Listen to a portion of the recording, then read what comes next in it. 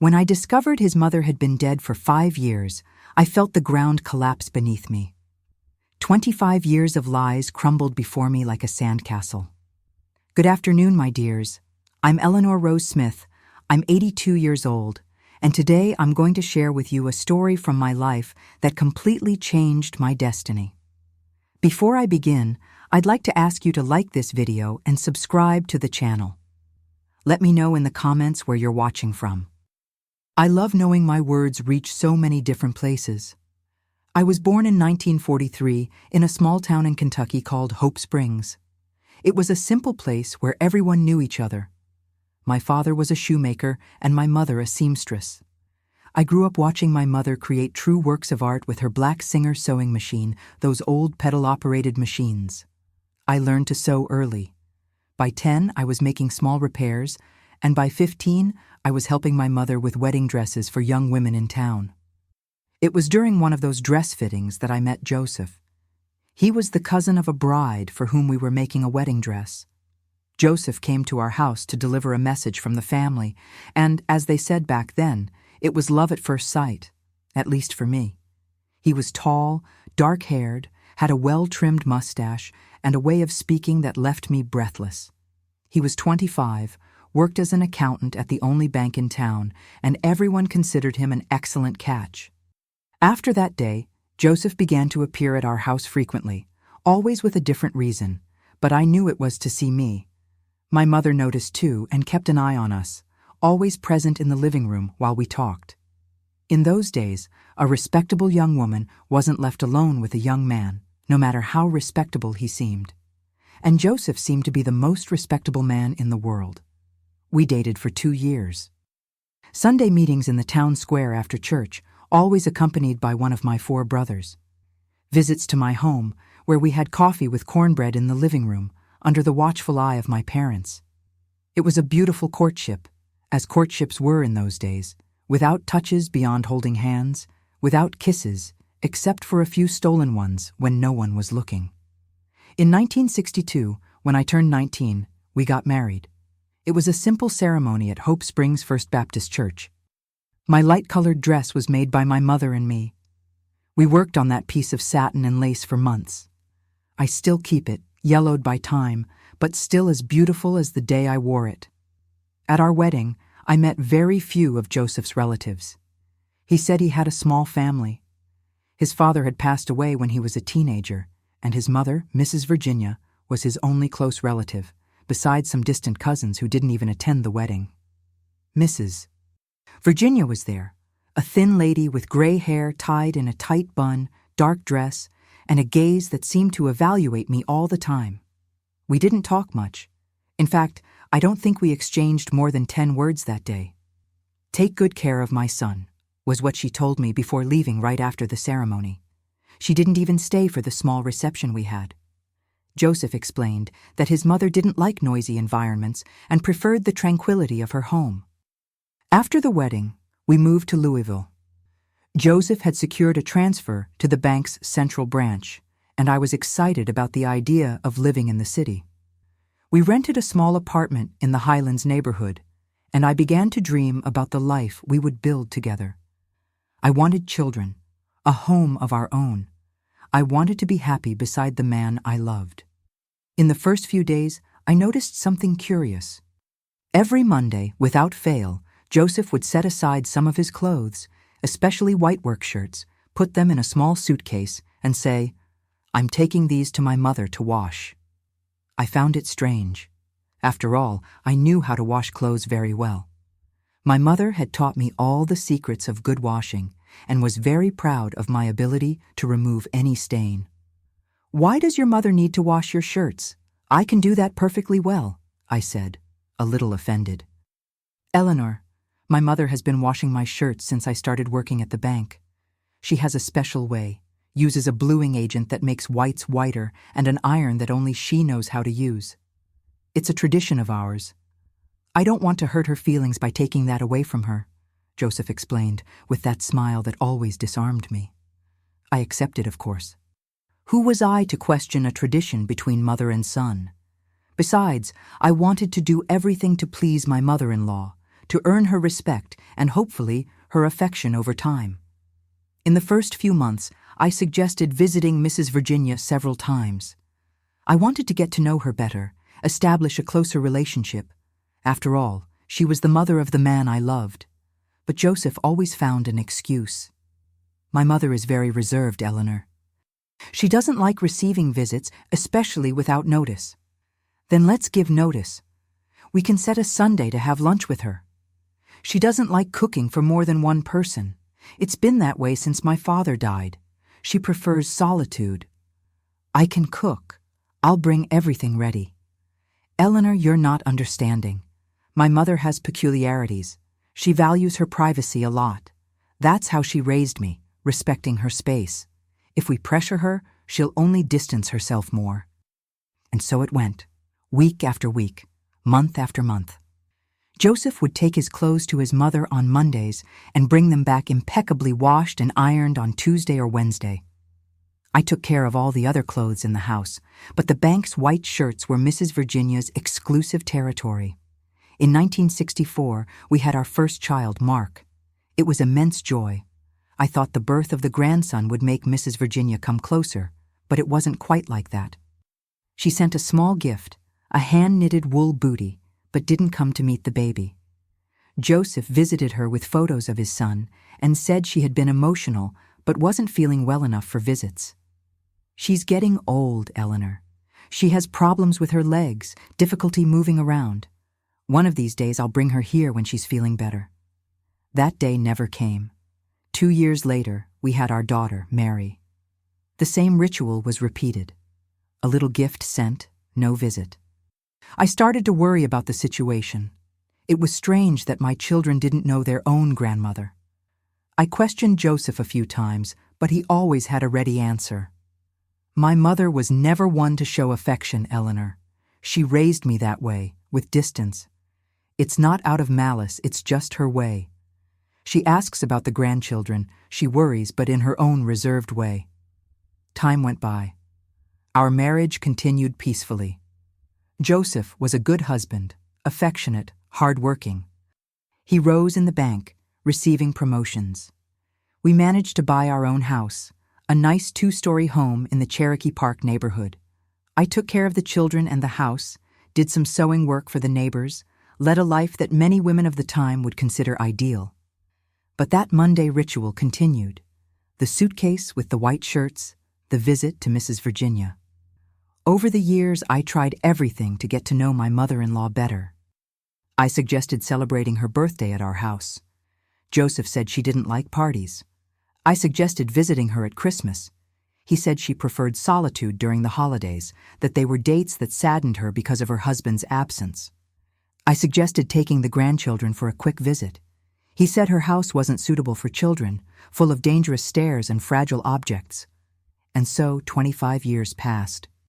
25 years of marriage, watching my husband leave every Monday with his little suitcase of clothes to visit a mother-in-law I barely knew, whom my children had never seen.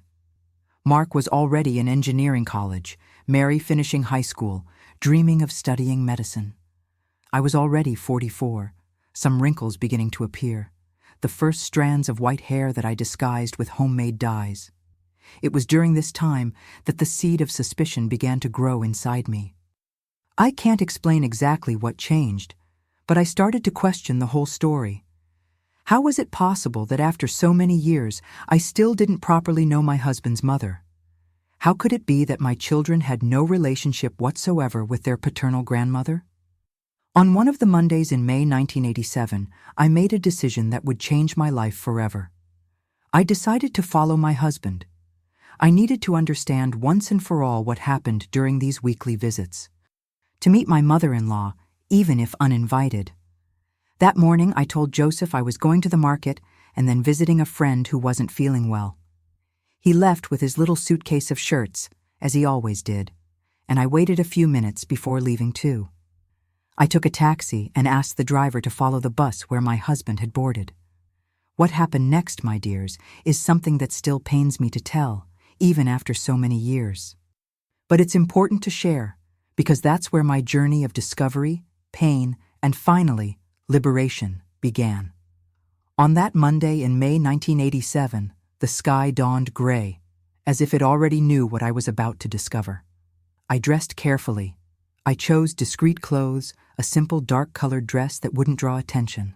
I put a scarf on my head and rarely worn dark sunglasses. I didn't want to be recognized if Joseph looked back. My heart was beating so hard in my chest that I thought he might hear it. As the taxi followed the bus, my hands trembled over the worn leather purse I clutched in my lap. The driver looked at me in the rearview mirror a few times, probably intrigued by my nervousness, but didn't say anything.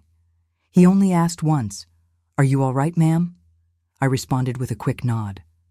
I imagined 1,000 scenarios during that trip. Maybe Mrs. Virginia was really that reclusive person Joseph described. Maybe she lived in precarious conditions, and my husband was ashamed to show it, or perhaps she had some disease that disfigured her, and he wanted to spare her from others' judgment. I created justifications, one after another, in a desperate attempt to calm that terrible feeling growing inside me. The bus followed a path I didn't know, toward a neighborhood on the other side of town. After almost an hour, I saw Joseph get off at a stop and start walking. I asked the driver to stop the taxi a little ahead. "Can you wait? I won't be long," I asked. "Are you sure you want to do this?" asked the taxi driver, a gray-haired gentleman who seemed to understand exactly what I was doing. "Sometimes it's better not to know certain things." "I need to know," I replied, with a determination I didn't know I had. I followed Joseph at a safe distance. He walked with firm steps, like someone who knows the way well. After a few blocks, he entered a tree-lined street with simple but well-kept houses. He stopped in front of a yellow 2-story house with a small porch, took a key from his pocket, and opened the door as if arriving home. I stood paralyzed at the corner, hidden behind a tree. This didn't make sense. Joseph had said his mother lived in a small apartment downtown, not in a 2-story house in a residential neighborhood. I waited a few minutes, gathering courage to approach. I walked slowly to the house and, with my heart in my throat, peeked through the side window. The curtain was slightly open, allowing me to see part of the living room. It was then that my world fell apart. I saw Joseph embracing a woman. It wasn't Mrs. Virginia. It wasn't an elderly lady with gray hair. It was a younger woman than me, with long black hair, wearing a floral dress. They kissed in a way we only kiss someone we deeply love, with an intimacy that only exists between people who share a life. I backed away, feeling my legs weaken. I almost fell, but supported myself against the wall of the house. It was then that I heard children's laughter coming from inside. I forced myself to look through the window again and saw 3 young people entering the living room, 2 teenage boys and a girl who must have been about 16. "Dad, I brought the magazines I promised," said one of the boys, hugging Joseph. "Dad," they called him Dad. My husband, the father of my children, was the father of other children. He had another family, another house, another life. I don't know how I managed to get back to the taxi. I remember walking like a sleepwalker, tears blurring my vision, the world spinning around me. The taxi driver didn't ask questions when I got into the car sobbing. He just offered me a handkerchief and asked where I wanted him to take me. "Anywhere but home," I replied, without knowing what to do. I ended up asking him to drop me at my friend Constance's house, the only person I trusted enough to share that terrible discovery with. Constance was a widow, lived alone in a small house in the same neighborhood where I lived. We had been friends since I moved to Louisville, and she had always been suspicious of Joseph and his stories about the mysterious mother. When I arrived at her house in that state, Constance didn't need explanations. She opened the door, pulled me inside, and hugged me tight as I collapsed in tears. Between sobs, I told her what I had discovered. "I always thought something was wrong with this story," she said, serving me a glass of water with sugar. "A man who hides his mother from his wife for so many years? That never seemed normal to me." I spent the rest of the day at Constance's house, trying to understand what I would do next. I couldn't simply go home and confront Joseph. Not yet. I needed more answers. Constance suggested we investigate a bit more before any confrontation. If he lied about his family, he may have lied about his mother too, she said. Do you know where Mrs. Virginia was supposed to live, according to what he told you? Yes, I knew. Joseph always mentioned that his mother lived in a small apartment on Main Street, downtown. Never the exact address, but I could look. The next day, with Constance by my side, I went to Main Street. It was a commercial street, with some old apartment buildings on the upper floors. We entered several buildings, asking for Mrs. Virginia. No one knew her. We were almost giving up when an old man sweeping the sidewalk of a small restaurant heard us asking, Mrs. Virginia, Joseph's mother from the bank, she lived in that building over there, he said, pointing to an old building across the street. But it's been about 5 years since she died, poor thing. A sudden stroke took her. 5 years.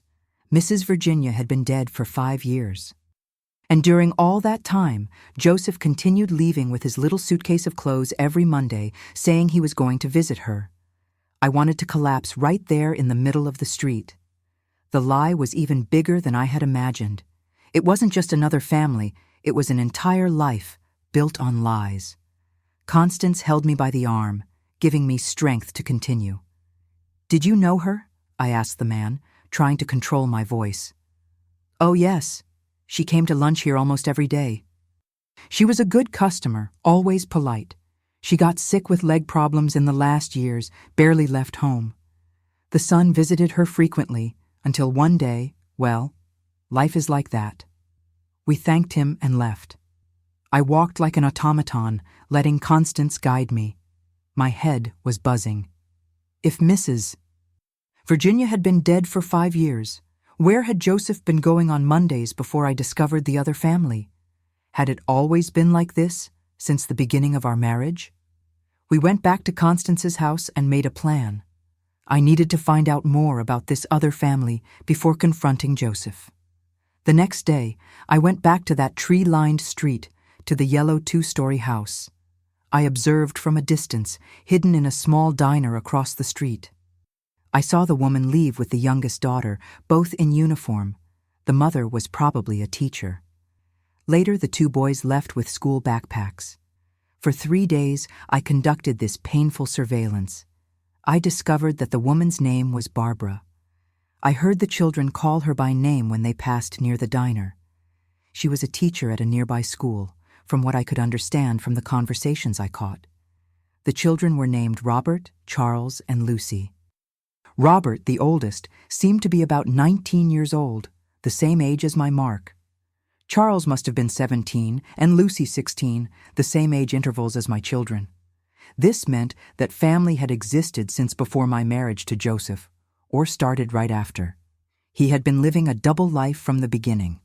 2 wives, 2 sets of children, 2 houses. How was it possible? How did he manage to maintain this farce for so long? I made more inquiries in the neighborhood, pretending to be an old colleague of Barbara's, looking for her address. I discovered they had lived there for over 20 years, that Joseph was known as a good father, a good husband, who visited the family regularly but traveled a lot for work, the excuse he gave for his absences. Each discovery was a stab in my heart. 25 years of lies. 25 years believing in a love that was shared with another. My children, who grew up admiring their father, had half-siblings they didn't know existed. On the 4th day, I made a decision. It was time to confront Joseph. I went home to the surprise of my children, who were worried about my sudden disappearance. I explained that I needed to help Constance, who wasn't feeling well. They accepted the explanation without questioning much. They were busy with their own lives, Mark with his college studies, Mary preparing for her college entrance exams. I waited for the next Monday to arrive. Joseph prepared his little suitcase, as he always did. He kissed me on the forehead before leaving, as he always did. I'm going to visit Mom. I'll be back late afternoon, he said, as he always said. I let him leave. I waited 10 minutes, then grabbed my purse and left too. But I didn't follow him to where he was going. I took a bus straight downtown to Main Street. I needed to see with my own eyes the place where Mrs. Virginia had lived and died. The doorman of the building was a friendly old man who had worked there for decades. When I asked about Mrs. Virginia, he looked at me curiously. "Are you a relative?" I'm her daughter-in-law," I replied, feeling a lump in my throat. His eyes widened. "Daughter-in-law? But Mrs. Virginia didn't have a daughter-in-law. Her son never married, as far as I know." That was like a punch to the stomach. "What do you mean? Joseph, her son, is my husband. We've been married for 25 years. The doorman scratched his head, confused. "Joseph? No. Mrs. Virginia's son was named Jerome. He worked at the bank, too, like his father. Never married, lived with his mother. When she passed away, he sold the apartment and moved. They said he went south, to North Carolina. Jerome, not Joseph. My husband had stolen not only the mother's story, but even another person's identity. The fraud was complete, perfect in every detail. I felt the world spin around me again, weak legs, racing heart. The doorman, seeing my state, led me to a bench in the lobby and brought me a glass of water. While I drank in small sips, trying to regain control, he continued talking without realizing how each word destroyed me a little more.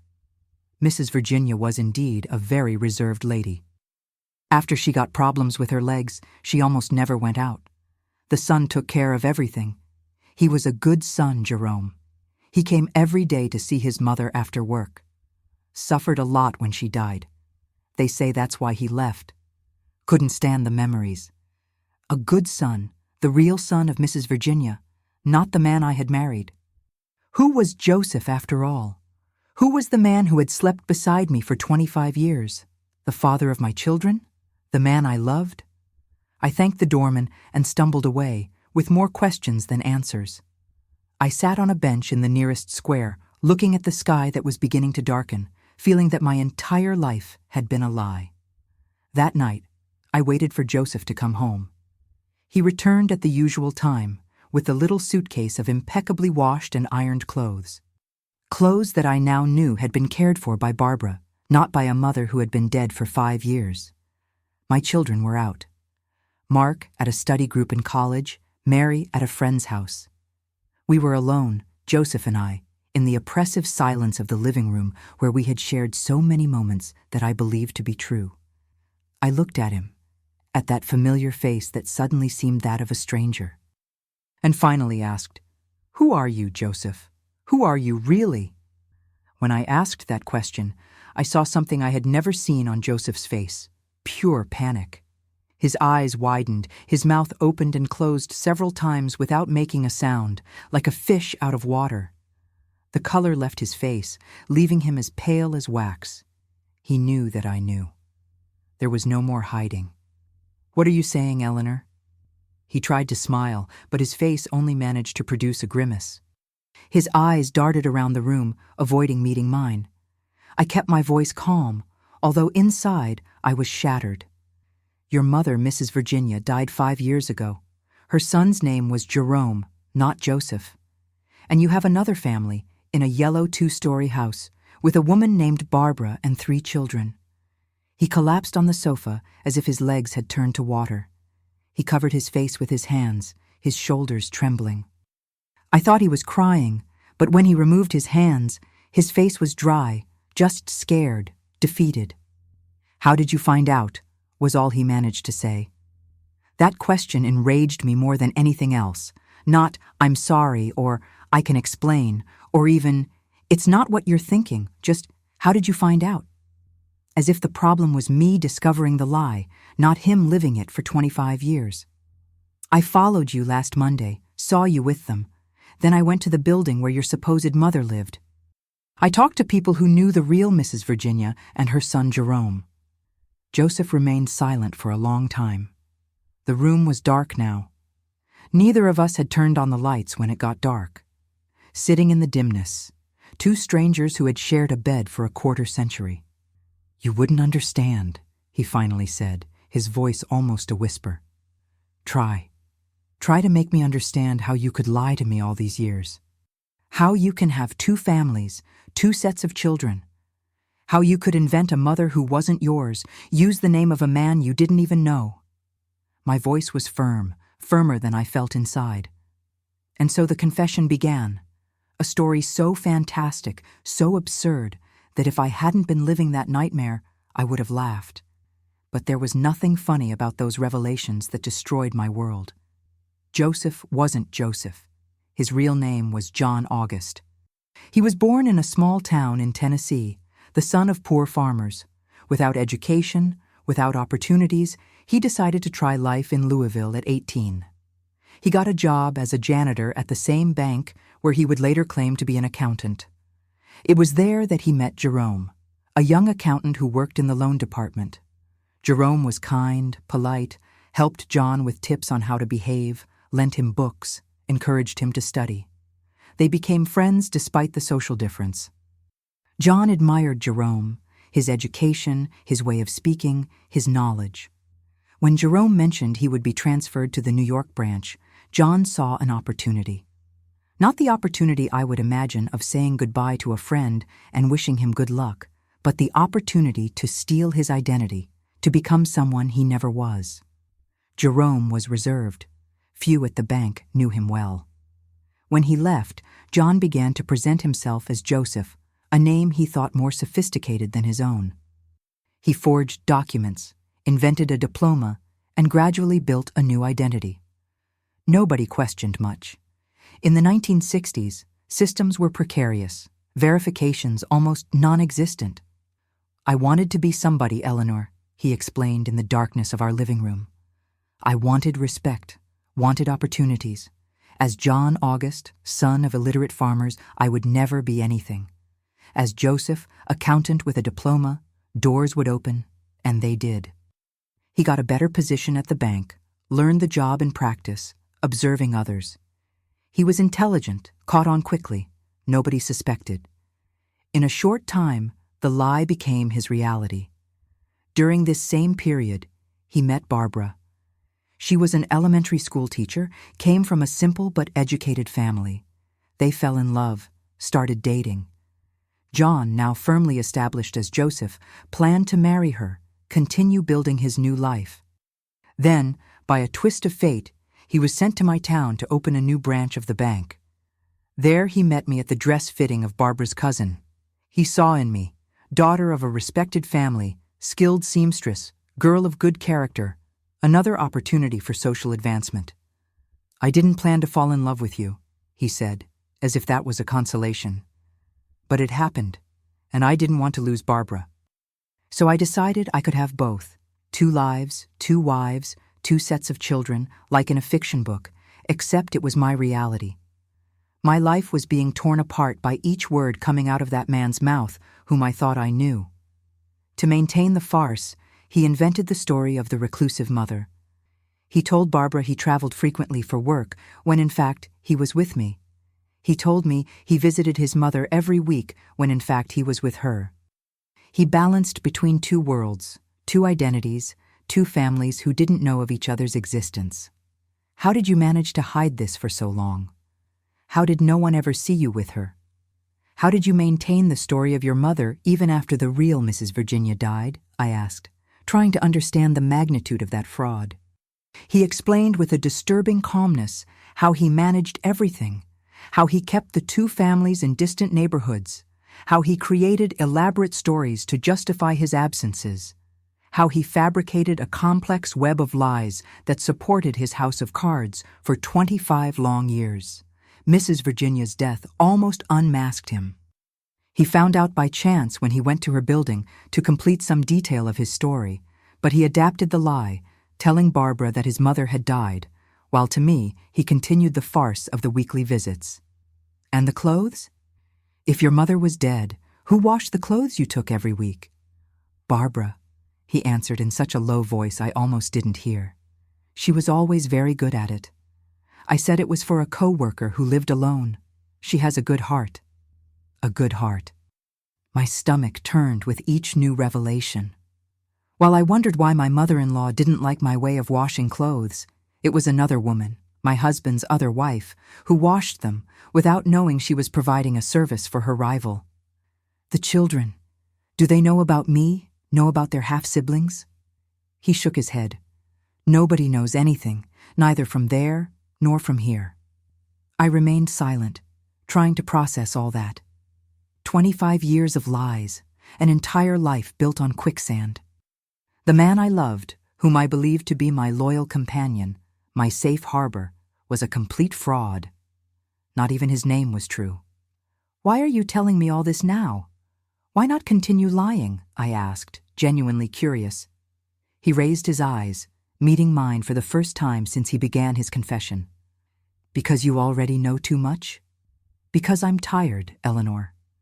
Tired of living two lives, of remembering which lies I told to whom, of managing two worlds that cannot meet. He seemed almost relieved, as if a weight had been removed from his shoulders, and that enraged me even more. While my world was collapsing, he felt lighter for no longer having to carry the burden of his lies. And now? What are you going to do? I asked, fearing the answer. I don't know. I never thought I would be discovered. I was always careful. I always planned everything. His voice was lost in the darkness of the room. Will you abandon Barbara and the children, or will you abandon me, or will you try to continue with both families now that I know the truth? He didn't answer immediately.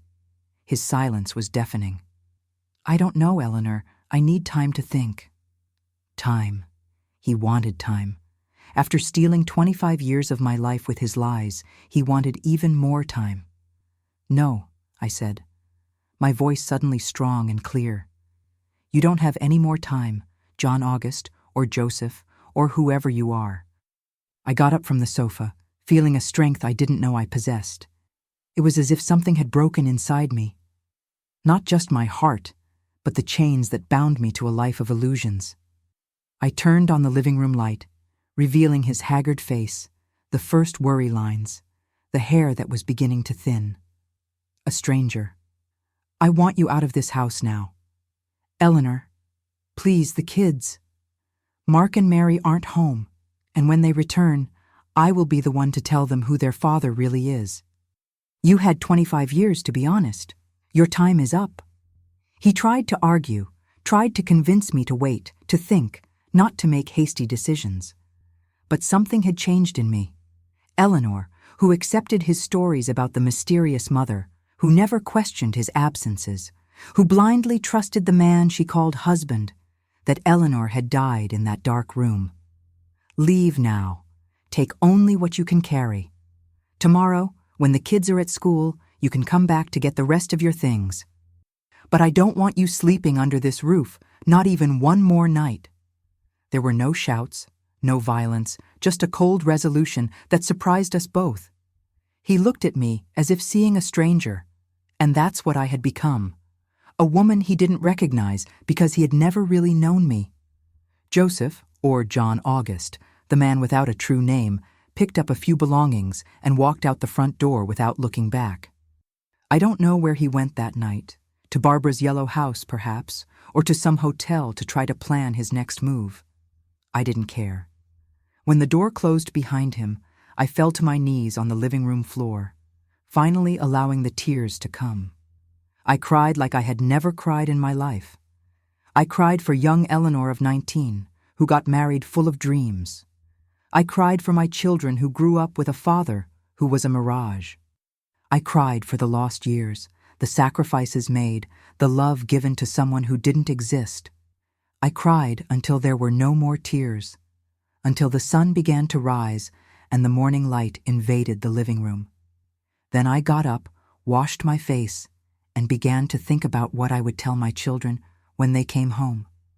Life as I knew it had ended, but something new had been born inside me that night. Something that didn't yet have a name, but that would give me strength for the difficult days ahead. Tomorrow arrived like an intruder, illuminating a room that still held the echoes of my pain. I sat at the kitchen table, trembling hands holding a cup of coffee that cooled without being touched. How to explain to my children that their father wasn't who he claimed to be? How to dismantle 25 years of false memories without destroying the ground beneath their feet. I heard the key turning in the door. It was Mark returning from his study group. He always spent the night at a friend's house when the meetings ended late. My son came in smiling, the heavy backpack on his back, the bright eyes of youth that hasn't yet known betrayal. Seeing me sitting there, with swollen eyes and a pale face, his smile disappeared. "Mom, what happened? Where's Dad?" The simple question opened the floodgates of my tears again.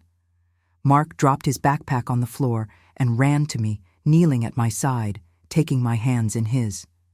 A man's hands now, no longer a boy's, hands that looked like his father's, the father who wasn't who we thought. Your father won't be living here with us anymore, son." The words sounded strange, as if they were being said by someone else. Mark looked at me confused, not understanding. How could he? In his eyes, we were the perfect family, loving parents, united siblings, a comfortable home, a promising future ahead. "I don't understand, Mom." "Did you fight? What happened?" I took a deep breath. There was no gentle way to say it. There were no words that could cushion the blow. "I discovered that your father has another family, another house, another wife, other children, for more than 20 years. Mark's face went through so many emotions I could barely keep up. Shock, confusion, disbelief, anger. He released my hands and stood up, running his fingers through his hair in a gesture so similar to Joseph's that it hurt to see. "That can't be true. Dad would never do that." "I thought so too, son, but it's true. He confessed everything last night." And then I told him, not everything, not the cruelest details, but enough for Mark to understand the magnitude of the betrayal. I told him about the other family, about the mother who didn't exist, about the Monday lies. As I spoke, I saw his young face aging before my eyes. These other children, are they our age?" he asked, his voice hoarse. "Yes, the oldest is your age. Then there's one who's 17 and a girl who's 16. My siblings." The word came out as a painful sigh. I have siblings I never knew. That was just the beginning. When Mary arrived a few hours later, we had to relive it all again. My daughter reacted differently from her brother, with silent tears streaming down her face as she hugged me tight, as if afraid I might disappear too. The days that followed were a blur of pain and confusion. Joseph, or John August, I still couldn't think of him by his real name, returned the next day as arranged to pick up more of his belongings. Mark refused to see him. He locked himself in his room, loud music drowning out any sound that might come from the living room. Mary, always the bravest, confronted her father. "How could you? How could you lie for so long? Look us in the eyes every day, knowing you had other children waiting for you in another house." I didn't hear his response. I stayed in the kitchen pretending to organize the cabinets, letting my daughter have that moment. When he finally left, carrying 2 large suitcases, Mary came to me, her eyes red but drier. "He said he loves us, that he always truly loved us. And you, what did you say to him? That love isn't built on lies and that he should give the other children the chance to know the truth too." My daughter, only 17 and already wiser than I had ever been. I hugged her tight, feeling her thin body trembling against mine. We were all broken, all trying to understand how to move forward. The following weeks were of painful discoveries. Joseph hadn't lied just about his identity and his other family. He had lied about almost everything. He wasn't a graduated accountant, as he always claimed, but an administrative employee at the bank who learned on the job. Our financial situation wasn't as comfortable as I thought. There were debts, loans taken to maintain 2 houses, 2 families. The very house where we lived, which I believed was ours, was mortgaged. I also discovered that Barbara knew nothing. Joseph finally told her the truth too, forced by our discovery. She was as destroyed as I was, perhaps more. At least I had the dignity of discovering on my own, of confronting him, of expelling him. She had to hear from his mouth, after more than 2 decades, that her entire life was a lie. I thought many times about seeking her out. I even passed by the yellow house on the bus, imagining what it would be like to knock on the door, look into the eyes of the woman who, without knowing, shared the same man with me for so many years. But I never had the courage. What would we say to each other? What comfort could we offer? I learned from Mary, who maintained minimal contact with her father in the first months, that Barbara had expelled him from her house too, that his children, like mine, were devastated, that her family, unlike mine, was large and noisy and had surrounded Barbara with support and protection. I was happy for her, even without knowing her. No one should face that kind of betrayal alone. And I had my children, I had Constance, I had some other friends who stood by me when they learned what had happened. But the nights were long and lonely. The empty side of the bed screamed with the silence of an absence that, paradoxically, I felt as a constant presence. Money quickly became tight. Joseph sent some help, but it wasn't enough. He now tried to maintain not just 2 ex-families, but also himself, living in a small rented apartment. I had to intensify my work with sewing, accepting any job that appeared. I woke up before sunrise and sewed until late at night, eyes burning, fingers calloused. Mark, seeing my struggle, got a paid internship at college to help with expenses. Mary began giving math tutoring to neighborhood children. We were now 3 adults trying to keep the boat afloat, no longer a traditional family with a provider father and a caretaker mother. It was during this most difficult period that something unexpected happened. An old client, for whom I had made her daughter's wedding dress, sought me out with a proposal. She and her husband were opening a small women's clothing store downtown and needed someone who could make alterations and repairs to the pieces. The salary wasn't much, but it would be fixed, a security I didn't have with the freelance work I did at home. "You sew like no one else, Mrs. Eleanor," she said. "And I heard what happened with your husband. A shame. You deserve better." I accepted the job, of course. Leaving home every morning, spending the day in the airy little shop, talking to different people, returning tired but satisfied at the end of the day. All of this was like a balm for my wounded soul. I continued doing some work at home in my spare time, but now I had a routine, a purpose, something to distract me from the dark thoughts that assaulted me in the hours of solitude. It was at the shop that I first heard about an adult education program being offered at a nearby public school. I had only completed what we called junior high, equivalent to middle school. I had always wanted to study more, but marriage and children came along, and then life settled into that routine of wife and mother.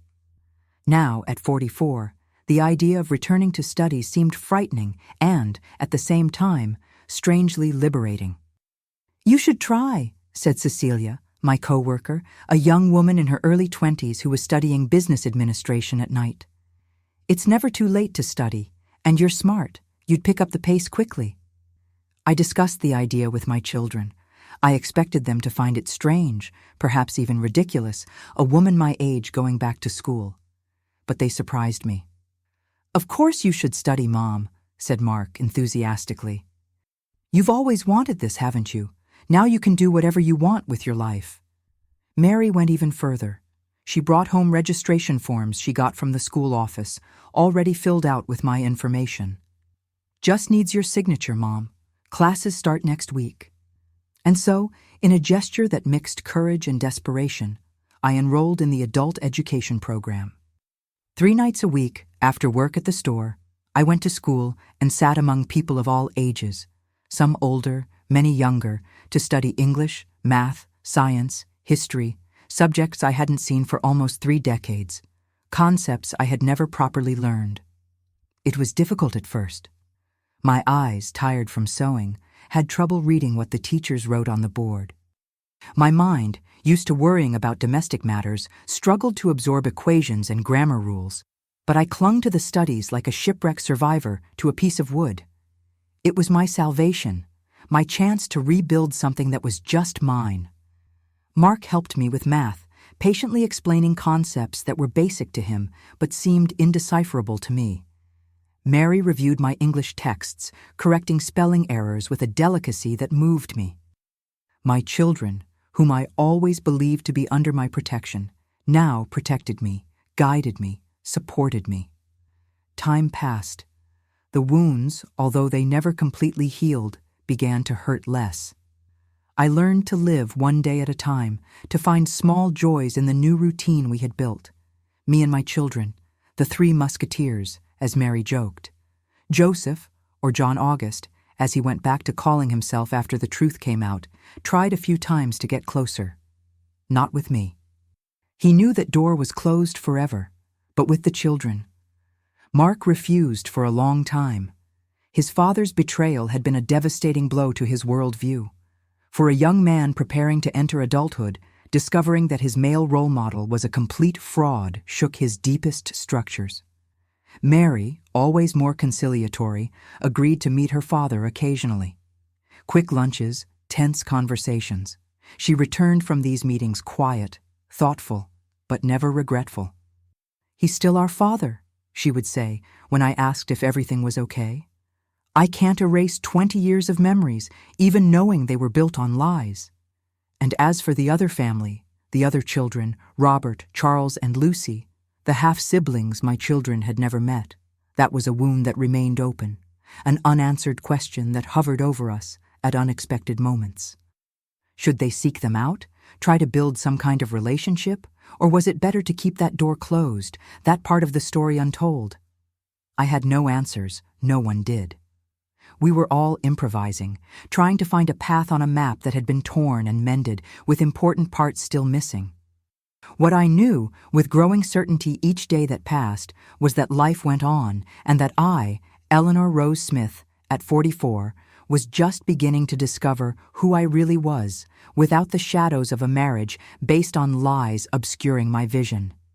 It was painful, it was frightening, but it was also, in a way I could never have imagined, liberating. At the end of that year, I completed the adult education program with surprisingly good grades. My children organized a small graduation party at home with cake and champagne. Constance came along with some colleagues from the store and 2 or 3 teachers who had become friends during the course. It was a modest gathering, nothing compared to the traditional large graduation parties, but to me it meant the world. When everyone had left, and only the 3 of us, me, Mark, and Mary, remained in the living room decorated with improvised balloons, my daughter handed me a small package. "It's a graduation gift, Mom, from both of us." I opened the package carefully. Inside was an application form for the state university. I looked at my children without understanding. "It's for you, Mom," explained Mark, "for the education program. You always said you wanted to be a teacher when you were young, right? It's never too late to fulfill dreams." I looked at the form, at the smiling faces of my children, at the simple but cozy living room of our house. The house I almost lost, the life that almost crumbled, the dreams that were buried for so many years under the weight of a false marriage. "I don't know if I can," I whispered, tears blurring my vision. "I'm 45 years old. The university is for young people like you." "You taught me that we should never give up on our dreams," said Mary, holding my hand. "Now it's time to follow your own advice." And so, trembling with fear but also with hope, I filled out that form. It was the first step of a journey that I didn't even know I was about to begin. A journey that would take me far beyond the pain of betrayal, to a place of strength and purpose that I never imagined I would find. When I stepped onto the campus of the State University for the first time, I felt like an intruder. At 45, carrying new notebooks in a purse worn from use, I was decades older than most of the students circulating in the hallways. Young people with their colorful backpacks, loud laughter, and a confidence I had lost long ago. I wanted to turn around and flee, return to the relative comfort of my routine of work at the store and sewing in my spare time. But I thought of my children who had believed in me more than I did myself. I thought of the tuition, a huge sacrifice for our tight financial situation, even with the partial scholarship I got. And I took the next step and then another until I found the room where I would have my first education class. I sat in the last row, trying to go unnoticed. Impossible, of course. In a class of 50 students, I was the only one with hair beginning to gray, with expression lines marking the face. The curious looks followed me, some discreet, others not so much. I held my head high, pretending to have a confidence I didn't feel. The professor entered. Dr. Helen, a specialist in educational foundations. She seemed to be about 60, completely white hair, tied in an unpretentious bun, red-framed glasses that contrasted with her serious face. She began the class with a simple question that changed everything for me. Why do you want to be educators? What brought you here? The students began to answer one by one. Many spoke about the desire to transform lives, about the love for knowledge, about the influence of former teachers. Beautiful, idealistic answers, proper to youth which hasn't yet faced the hardships of life. When my turn came, I hesitated. What to say? That I was there because my 25-year marriage had been a lie? That I needed to rebuild my life after discovering that my husband had another family? That I wanted to prove to myself that I could still dream, even after everything? I'm here, I finally said, because I believe it's never too late to start over, to transform pain into purpose. And because, after raising my 2 children, I want to help other children find their way, even when the world seems to be collapsing around them. Professor Helen looked at me for a long moment, her penetrating eyes behind the red glasses. Then she smiled, as if she had found something she was looking for. That, she said, is exactly what makes a true educator. That simple moment was like a blessing, a confirmation that I was in the right place at the right time, despite all the circumstances that had led me there. The first months at college were the most difficult. Adapting to the pace of studies, to new technologies, computers were a mystery to me, to academic language so different from my everyday English. Many nights I cried silently after Mark and Mary had retired, feeling inadequate, foolish for believing I could compete with 18, 19-year-olds whose minds were still avid sponges for knowledge. But something curious began to happen. My life experience, which I thought was a disadvantage, revealed itself to be an unexpected source of wisdom. In discussions about child development, I had real examples from my own children. In classes on family dynamics, my personal story, which I eventually shared with some closer colleagues, offered insights that no book could give. The professors noticed some began to value my contributions, to ask for my opinion, to use my examples to illustrate theoretical concepts. The colleagues, initially distant, began to approach, first out of curiosity, then out of genuine interest, and finally out of respect. A small study group formed around me. I helped the younger ones with practical examples. They helped me with theory, with technology, with more recent references. It was an exchange that benefited everyone. During this period, my personal life was also going through transformations. Mark graduated in engineering and got a good job at a construction company. Mary entered medical school, fulfilling her childhood dream. Our financial situation gradually improved. We weren't rich. We would never be. But we no longer went through the anxieties of the first months after the separation. John August, I could never call him Joseph again, the name was part of the lie, continued to be present in the children's lives in a limited way. Over time, Mark softened his stance and agreed to meet his father occasionally. The wounds didn't completely heal, but the initial hatred gave way to a melancholic acceptance. "He's flawed, Mom," Mark told me once. "But he's still my father and he's trying to fix what he can, even knowing that some things will never be the same." As for me, I kept my distance. There was no hatred. It surprised me to discover how time diluted such a corrosive emotion, but there was also no forgiveness. Just a silent understanding that some breaks are irreparable, some paths are one way. I learned, through the children, that John August had retired from the bank and opened a small stationery store, that he lived alone, without getting involved with other women, that Barbara, the other wife he kept secret for so many years, had moved to Atlanta with the younger children, starting life away from the memories. That Robert, her oldest son, had gotten married and remained in Louisville, maintaining minimal contact with his father. This was information I absorbed without comment, pieces of a puzzle that was no longer mine, but which in some way still composed the scenery of my life. In my third year of college, Professor Helen invited me to a special project. She coordinated a support program for women in vulnerable situations, many of them victims of domestic violence, abandonment, or betrayal, and needed someone who could teach literacy classes to adults. These women need someone who understands not just pedagogy, but real life, Helen explained to me. Someone who has faced storms and come out the other side. Someone like you, Eleanor. I accepted the invitation immediately, even knowing it would mean more workload in my already tight routine. Something inside me said that this was the purpose for which I had gone through everything I had gone through. The project operated in an old house downtown, donated by a charitable foundation. There, women of all ages sought a fresh start through education, group therapy, legal and psychological support. My function was simple: to teach reading and writing to those who never had the opportunity or who abandoned studies very early. My first class had 12 women between 25 and 70 years old. Women marked not only by time, but by the brutal circumstances of life. Tired faces, distrustful eyes, hands calloused by hard work.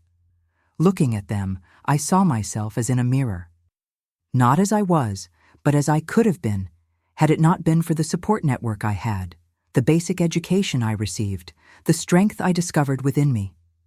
I'm not here just as a teacher, I told them on the first day. I'm here as a journey companion. I also know the pain of betrayal, the struggle for survival, the fear of an uncertain future. But I discovered that learning, that knowing, that understanding the world through words is a form of power that no one can take from us. It was the beginning of a deep relationship that transcended the simple teaching of letters and syllables. While they learned to read words, I learned to read lives, stories of courage, of resilience, of women who had fallen and risen so many times they had lost count. Mrs. Francis, at 67, learned to write her own name and cried when signing a document for the first time without using her ink-stained thumb. Joan, at 32, finally managed to read the letters her son sent from school without having to ask neighbors for help. Teresa, at 45, discovered poetry and began writing simple but poignant verses about her journey as a survivor of violence. As I taught them, I felt I was rebuilding not just their lives but my own. Each small victory of theirs was also my victory. Each obstacle overcome gave me strength to overcome mine. It was a constant exchange, a virtuous cycle of learning and healing. In my final year of college, I presented as my thesis a study on the importance of education in rebuilding the identity of women who had experienced relational traumas. I based it on the experiences I had in the project, the stories I witnessed, my own trajectory of overcoming. The examining committee was impressed with the depth of the work, with the raw honesty of the narratives, with the theoretical foundation I managed to articulate with practice. I received the highest grade and an invitation to continue the study in a master's program. At 49, when most people already think about slowing down their professional life, I was just beginning mine. I graduated in education with honors, the only student with gray hair among dozens of young people at the peak of youth. Mark and Mary were in the audience, standing and applauding when I received my diploma. Constance was also there, eyes wet with pride for the friend she saw reborn from the ashes of a failed marriage. The project with vulnerable women grew. From a small room with 12 students, we came to occupy the entire second floor of the house, serving more than 50 women in different stages of literacy and basic education. Helen invited me to be the pedagogical coordinator, a role I accepted with humility and determination. We also created a specific support group for women who, like me, had discovered prolonged infidelities or double lives of their partners. It was a very specific type of trauma that combined the pain of betrayal with the profound questioning of reality itself. If he lied about this, what else did he lie about? What else do I know? What in my life is real and what is fabrication? In this group, we shared our stories, our survival strategies, our small daily victories. We weren't just passive victims, we were active survivors, rebuilding our lives brick by brick, word by word, dream by dream. It was during this period that I received an unexpected call. It was Barbara, John August's other wife, the woman from the Yellow House. She had returned to Louisville for her son Robert's wedding and, through Mark, asked for my phone number. "We need to talk," she said, her trembling voice on the other end of the line. "After all these years, I think it's time." We met at a neutral cafe downtown. I immediately recognized the same face I had seen that fateful Monday, now marked by the years and the same pains that had marked mine. We sat face to face, two mature women who had shared, without knowing, the same man for more than 2 decades. The conversation was difficult at first, permeated by uncomfortable silences and carefully constructed phrases. But soon, the barriers fell. We weren't rivals. We never were. We were victims of the same lie, involuntary participants in the same deception. And more than that, we were survivors, women who had rebuilt their lives after the house of cards collapsed. Barbara told me her version of the story, how she met John August. For her, that was always his name, when they were both young. How she believed in the story of constant work trips. How she raised 3 children practically alone, accustomed to her husband's absences, who ironically was with my family on the days he was missing from hers. "You know what's strangest?" she said, stirring the coffee with the spoon. Despite everything, he was a good father. He was present when he could, participated in the boys' lives, never missed one of Lucy's presentations at school. How does someone manage to live like this, divided in 2, without going crazy? I had no answer to that question. I never did. Perhaps John August was indeed 2 different men, the Joseph I knew and the John that Barbara knew. Perhaps the lie was so deep that even he no longer knew where the truth ended and the falsehood began. Before we said goodbye, Barbara held my hand on the table, an unexpected gesture of intimacy. "Thank you for receiving me. For all these years, you were a ghost in my mind. The other woman, the intruder, the destroyer of my home. But you were just like me, a woman loving the man she believed she knew." I left that meeting with a strange sense of closure, a chapter that finally closed, an old wound that, if not completely healed, at least had stopped bleeding. At 52, I published my first book, a collection of stories of women who had passed through our classrooms and support groups, interspersed with pedagogical and psychological reflections on the reconstruction of female identity after relational traumas. It wasn't a traditional academic book, nor a simple set of testimonials. It was a hybrid that reflected my own journey, part teacher, part student, part survivor, part witness.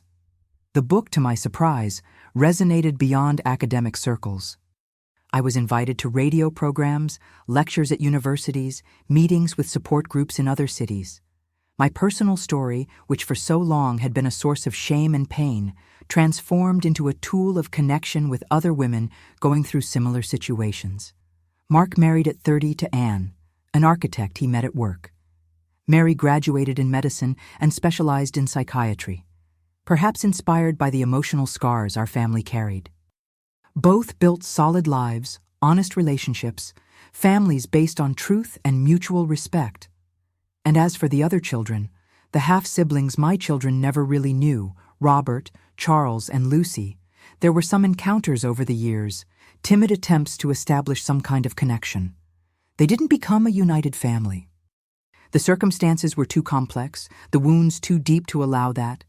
But there was a mutual recognition, a respect for the shared pain, a silent understanding that all were victims of the choices of a man they loved and who disappointed them.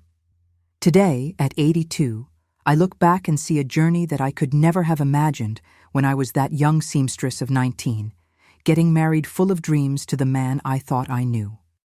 The pain of betrayal, which I once thought would destroy me, became the catalyst for a life of purpose and meaning. The project with vulnerable women, which began with a small literacy classroom, transformed into a respected foundation with educational, psychological, and professional programs that have served thousands of women. I officially retired a few years ago, but I still show up there almost every week for a coffee with the younger teachers, for a conversation with former students who come back to tell their success stories. My home now is small, but welcoming, always full of books, plants I cultivate with care, photographs of my 5 grandchildren and 2 great-grandchildren.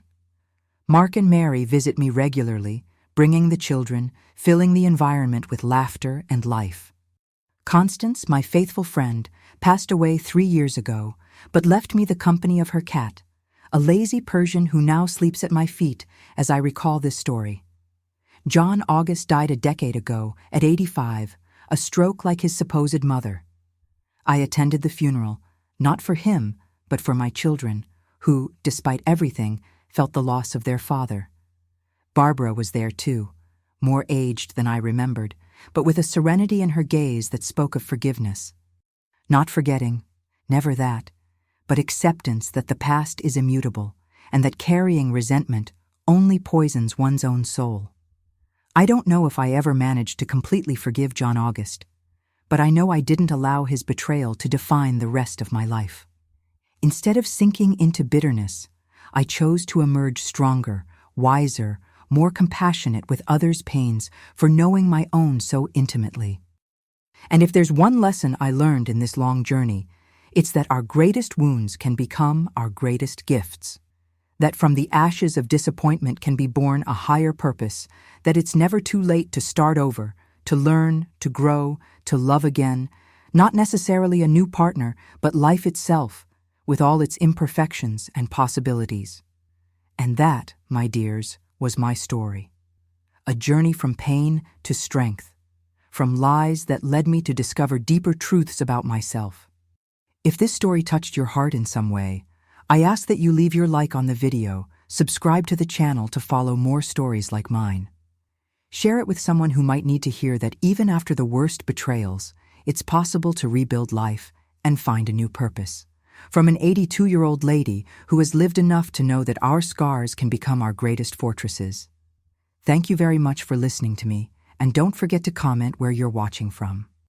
I love knowing that my words reach people in so many different places. Until the next story, God willing, God bless you, and remember, it's never too late to start over.